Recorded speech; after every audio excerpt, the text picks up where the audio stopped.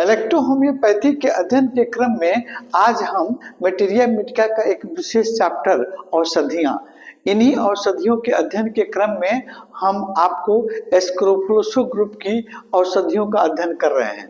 तो स्क्रोफुलोसो ग्रुप की औषधियों में हमने आपको S1, S2, S3, S5 और S6 का अध्ययन कर लिए हैं। आज हम आपको एक स्पेशल और सबसे इम्पोर्टेंट औषधि आपको S10 के बारे में आपको अध्ययन करेंगे।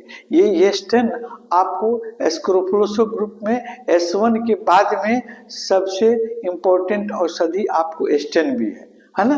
हम S10 के आपको हमारे शरीर के किन किन ऑर्गन पर इसका प्रभाव होता है, आपको इसका मेडिसिनल प्रॉपर्टी क्या होता है, किन औषधियों को मिलाकर बनाई गई हैं, सभी के बारे में हम आज अध्ययन करेंगे, आपको बताएंगे। तो चलिए पहले हम शुरू करते हैं स्क्रोफुलोसो ग्रुप।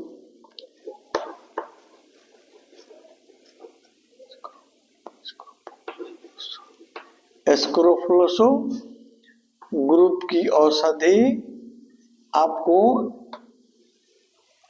स्क्रोफुलोसो नंबर 10,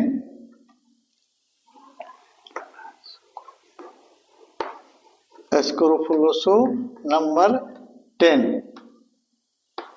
यानी इसको आपको SG है ना, स्क्रोफुलोसो जियापुन, स्क्रोफुलोसो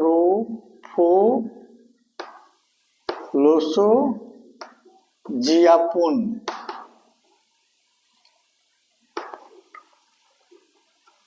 स्क्रोफुलोसो जियापुन यानी SG के नाम से भी हम जानते हैं, है ना। आपको S10 जो है, S10 को हम स्क्रोफुलोसो जियापुन यानी आपको SG के नाम से भी हम जानते हैं, है ना। और आपके इलेक्ट्रोहोम्योपैथ में कुछ ऐसी औषधियों का नाम है ना, इसके बाद वाले वीडियो में हम बताएंगे। जैसे SG है, आपको डॉन्फिन है, मेरिना है, एसलास है, आपको लॉर्ड है ना। इस तरह की कई औषधियां हैं जो बहुत सारे छात्र इसके बारे में नहीं जानते हैं, उसके बारे में हम इसके बाद वाले वीडियो में आपको बताएंगे। हम आज हम केवल S10 के बारे में पढ़ेंगे कि S10 जो है हमारे स्क्रोफुलोसो ग्रुप की आपको 10वें नंबर की औषधि है S10। इसमें कुल 15 औषधीय पौधों को मिश्रण करके इस औषधि का निर्माण किया गया है ना। और मैटी साहब ने अपने समय में आपको 1 से 14 औषधीय पौधों का जो सिलेक्शन किया था, उन्हीं में से ये आपका 15 औषधीय पौधों को मिक्स करके आपको S10 का निर्माण किया गया है, जिसमें आपको S1 और F1 की भी आपको अल्प मात्रा मिलाई गई है। यानी आपको स्क्रोफुलोसो ग्रुप की S1 की आपको 6 प्लांट, S1 की 6 औषधीय पौधा और F1 की 8 औषधीय पौधों को मिक्स करके भी आपको S10 का निर्माण किया गया है। इसलिए इस औषधि का आपको कार्य क्षेत्र बहुत विस्तृत हो जाता है। एक हमारे भारत के एक डॉक्टर, महान डॉक्टर ने आपको, जिनका नाम हम आपको बताते हैं, आपको डॉक्टर इस्माइल जी ने आपको इसको लाइफ सेविंग रेमेडी का नाम दिया है अपने बुक्स में, है ना। जीवन की सुरक्षा करने वाली औषधि S10। तो हम S10 के बारे में हम देखा कि कितने प्लांट, 15 प्लांट को मिलाया है ना। और फिर इसमें 15 प्लांट के अलावा आपको इसमें S1 और F1 का सम्मिश्रण किया गया, जिसमें S1 से आपको 6 प्लांट और 8 प्लांट आपको F1, है ना। इन औषधीय पौधों को मिश्रण किया गया है S10 में, है ना। तो अगर हम सही दृष्टि से देखते हैं तो इस औषधि का आपको कार्य क्षेत्र S1 से अगर तुलना करें और F1 से तुलना करें तो बहुत ही विस्तृत इसका क्षेत्र हो जाता है। तो हम किसी भी मेडिसिन का जब हम अध्ययन करते हैं तो सबसे पहले हम ये माइंड मेकअप करते हैं कि इस औषधि का हमारे शरीर के किस किस ऑर्गन पर इसका संबंध है, किस किस ऑर्गन पर इसका प्रभाव है, और फिर इसका क्या क्या औषधीय गुण होती है। तो हम इन 3 क्रम में जैसे आपको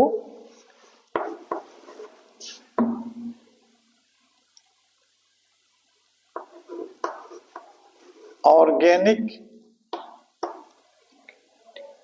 रिलेशन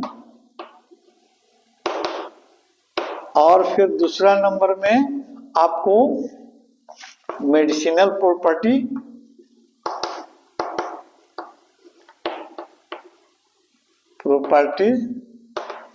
और तीसरे नंबर में इसका एप्लीकेशन हम कैसे इसका प्रयोग करेंगे, है ना। तो आज हम आपको ऑर्गेनिक रिलेशन और मेडिसिनल प्रॉपर्टीज के बारे में स्टेन के बारे में बता देते हैं और अगले वीडियो में हम आपको उसका एप्लीकेशन के बारे में कई 2 से 3 आपको भागों में बनाकर हम डालेंगे ताकि आपको इसका अध्ययन करने में आपको सुविधा हो। तो आज हम शुरू करते हैं। सबसे पहले आपको इसका ऑर्गेनिक रिलेशन, है ना, हमारे किन किन ऑर्गन से इसका संबंध है। इसके पहले हमने बताया था कि इस औषधि में S1 और F1 की औषधीय पौधों का भी मिश्रण किया गया है। यानी जो औषधीय पौधे S1 का में लिए गए उसमें से 6 प्लांट और जो औषधीय पौधे F1 में लिए गए उसमें से 8 प्लांट को इसमें कंबाइन किया गया है।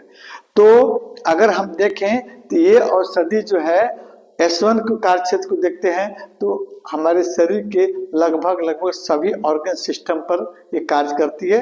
लेकिन S10 जो है, S10 आपको 2 तरह से, जैसे सबसे पहले हम आपको नर्वस सिस्टम से शुरू करते हैं। तो नर्वस सिस्टम पर काम करने वाली औषधि है और इस सिस्टम में आपको आपका ब्रेन का सेरेबेलम वाला पार्ट, है ना, वेगस नर्व और सोलर प्लेक्सस, है ना, इसके अलावा आपको वास्मो मोटर नर्व, है ना, और इसके अलावा डाइजेस्टिव सिस्टम के माउथ कैविटी के ऑर्गन, आपके टंग, आपके सैलिवरी ग्लैंड्स, है ना, और उसके बाद में एसोफेगस, है ना, इसके अलावा इंटेस्टाइन, है ना, पर इस औषधि का बहुत अच्छा प्रभाव होता है। इसके अलावा आपको इंटेस्टाइनल नर्व, जिसके माध्यम से आपका भोजन पचता है, वो नर्वस सिस्टम का जो नर्व आपके इंटेस्टाइन की क्रिया को कंट्रोल करते हैं, उस पर भी इस औषधि का बहुत अच्छा प्रभाव है। और इसके अलावा आपको स्टोमक, लीवर और गॉल ब्लैडर, है ना, इन पर भी इस औषधि का आपको बहुत अच्छा प्रभाव आपको एस्टन का है। आगे हम देखते हैं लिम्फेटिक सिस्टम के ऑर्गन को भी ये आपको प्यूरिफाई करने का, या एस्टन जो है लिम्फेटिक सिस्टम के ऑर्गन पर भी अपना इफेक्ट आपको प्रभाव रखता है।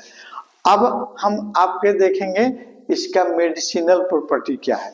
हमने आपको देखा ऑर्गेनिक रिलेशन, किन किन ऑर्गनों पर ये आपके औषधि अपना प्रभाव रखती है। अब इसके बाद देखते हैं इसका मेडिसिनल प्रॉपर्टी। तो मेडिसिनल प्रॉपर्टी में आप देखेंगे ये आपको सबसे पहले आपको कलरा, हैजा, यानी कलरा को ठीक करने वाली औषधि है और आपको डायरिया और डिसेंट्री को भी ठीक करती है और एक तरह से ये आपको कब्ज को दूर करने में भी मदद करती है ये औषधि, है ना। इसके अतिरिक्त में आप देखिएगा आपको वोमिटिंग, उल्टी को रोकने वाली एक ताकतवर बलवर्धक मेडिसिन है और हमारे भूख को बढ़ाती है।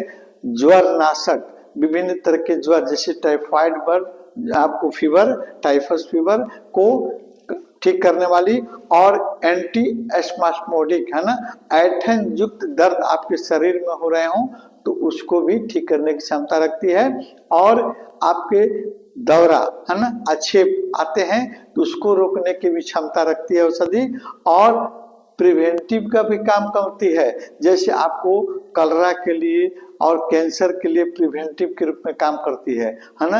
यह इसके पहले हम बताए थे कि ये लाइफ सेविंग रेमेडी है, हमारे जीवन की रक्षा करने में मदद करने वाली औषधि है और एंटीफ्लाजेसिक, है ना, सूजन रोधी, शरीर में आपको सूजन पैदा हो उसको ठीक करती है, लीवर से रिलेटेड डिजीज और गॉल ब्लैडर के पेन को भी ठीक करने की क्षमता रखती है औषधि।